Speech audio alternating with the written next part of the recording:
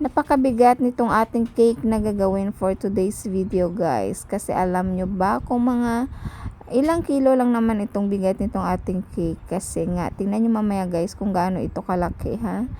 Ang ating cake na ito guys, lahat ito ay moist chocolate cake. And umabot lang naman siguro ito more or less mga 10 to 15 kilos I think. Basta ang bigat nito guys. And then, ang nag-order po nito sa atin is yung, umorder po sa akin last year, pero 4th tier cake po yung kanyang in-order. At saka this time is dinagdagan niya nga ng 1 tier. Kasi before, nag-inquire si ma'am sa akin, ang gusto nga sana nito is mga 6 tiers yata yun in-order niya sa akin. Kaya nga sabi ko sa kanya, baka hindi nakakaya ng 6 tiers na all cakes, all edible, kasi sabi ko baka mag-collapse kasi sobrang bigat na noon. And then ipipick up lang pa nila, hindi rin kasi ako pwede mag-deliver guys, kasi isa pa wala akong sasakyan at saka wala rin akong karamay sa aking mga cakes, kaya hindi ko nakakayanin kung magde-deliver pa ako while or nagbe-bake kasi hindi ko na kayang hatiin yung aking katawan. Ayan, yan na nga po guys yung ating cake. Nakikita nyo, nagbaon ako doon ng 12 inches na dowel, pero hindi rin, parang kinulang siya.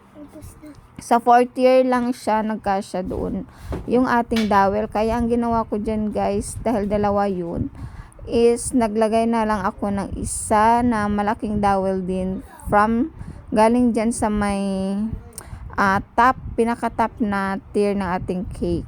Ayan, pero guys, yung cake ko na yan is lahat yan supported, lahat yan, every tier niya is merong nilalagay natin na sa gusto yung dowel nga niya, and meron pa ring dalawang stick na pinaka dowel niya sa gitna guys. Malaki siya, parang finger kalaki, kaya dalawa, kaya hindi ba basta-basta mag-collapse itong ating cake. And ayan guys, nakakangawit lang siyang i-frosting kasi nga mataas na siya. And alam nyo ba kung ano yung itsura ko dyan while nagpo-frosting? Yung paa ko is parang hindi ko alam kung anong term sa Tagalog, basta in Bisaya or Chabacano or Ilonggo is nakatingting or nakatihin na siya. Basta nangangawit na yung aking kilikili dyan. At saka yung aking paa guys, sobrang sakit na kasi ilang oras. Kasi ginawa ko to is, nag-start ako nag-frosting nito is 9 p.m. up to 3 a.m. guys. Ayan. Yan na nga po ang ating final look ng ating 5-tier cake guys. And yung kanyang cupcakes din ay with topper din. And ayan, o diba, ang maganda naman yung kalabasan niya. And yan na nga po ang kanyang mga cupcakes na 30 pieces. And ayan lang po guys for today's video, and thank you for watching.